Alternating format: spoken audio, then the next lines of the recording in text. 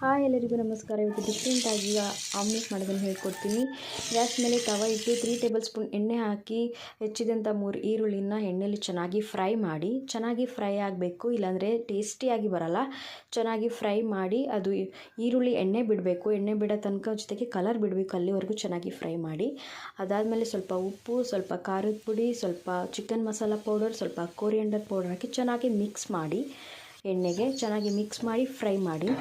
ಜೊತೆಗೆ ಈರುಳ್ಳಿನ ಚೆನ್ನಾಗಿ ಮಿಕ್ಸ್ ಮಾಡಿ ಚೆನ್ನಾಗಿ, ಇಲ್ಲಾಂದರೆ ಟೇಸ್ಟಿಯಾಗಿ ಬರಲ್ಲ. ಪ್ಲೀಸ್ ನನ್ನ ಚಾನಲ್ನ ಸಬ್ಸ್ಕ್ರೈಬ್ ಮಾಡಿ.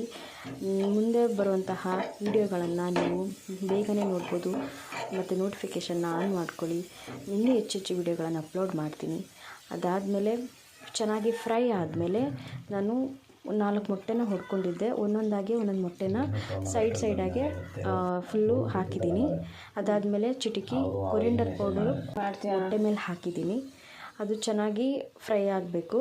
ಸಿಮ್ಮಲ್ಲಿ ಇಟ್ಕೊಳ್ಳಿ ಯಾವಾಗಲೂ ಆಮ್ಲೆಟ್ ಮಾಡೋ ಟೈಮಲ್ಲಿ. ಜೊತೆಗೆ ಅದ್ರ ಮೇಲೆ ಕೊತ್ತಂಬರಿ ಸೊಪ್ಪನ್ನು ಹರಡಿಸ್ಕೊಂಡಿದ್ದೀನಿ.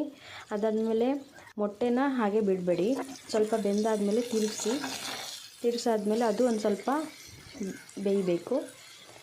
ನೋಡಿ ಎಷ್ಟು ಚೆನ್ನಾಗಿ ಕಾಣಿಸ್ತಿದೆ ಅಲ್ವಾ? ಚೆನ್ನಾಗಿ ಬೇಯಬೇಕು. ಸಿಮ್ಮಲ್ಲಿ ಇಟ್ಕೊಳ್ಳಿ ಯಾವಾಗಲೂ ಆಮ್ಲೆಟ್ ಮಾಡೋ ಟೈಮಲ್ಲಿ, ಇಲ್ಲಾಂದರೆ ಅದು ಕಪ್ಪಾಗ್ಬಿಡುತ್ತೆ, ಅಂದರೆ ತಿನ್ನೋಕ್ಕೂ ಟೇಸ್ಟಿಯಾಗಿರಲ್ಲ. ನೋಡಿ ಎಷ್ಟು ಚೆನ್ನಾಗಿ ಬಂದಿದೆ ಆಮ್ಲೆಟು. ತುಂಬ ಜ್ಯೂಸಿಯಾಗಿ ಕಾಣಿಸ್ತು, ತುಂಬ ಫ್ಲೇವರ್ಫುಲ್ಲಾಗಿ ಕಾಣಿಸುತ್ತೆ, ತುಂಬ ಟೇಸ್ಟಿಯಾಗಿರುತ್ತೆ. ಒಂದು ಸಲ ನೀವು ಮನೇಲಿ ಟ್ರೈ ಮಾಡಿ ನಿಮ್ಮ ಫ್ಯಾಮಿಲಿಗೆ ಕೊಡಿ. ಅವ್ರು ತುಂಬ ಇಷ್ಟಪಡ್ತಾರೆ. ಈ ಮಳೆಗಾಲದಲ್ಲಿ ಬಿಸಿ ಬಿಸಿಯಾಗಿ ಈ ಥರ ಆಮ್ಲೆಟ್ ಮಾಡ್ಕೊಂಡು ತಿಂದರೆ ಎಷ್ಟು ಚೆನ್ನಾಗಿರುತ್ತೆ ಅಲ್ವಾ?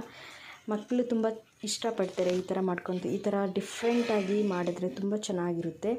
ಪ್ಲೀಸ್ ನನ್ನ ಚಾನಲ್ನ ಸಬ್ಸ್ಕ್ರೈಬ್ ಮಾಡಿ, ಕಮೆಂಟ್ ಮಾಡಿ, ಲೈಕ್ಸ್ ಮಾಡಿ, ಜೊತೆಗೆ ಬೆಲ್ಲೈಕನ್ನ ಪ್ರೆಸ್ ಮಾಡಿ.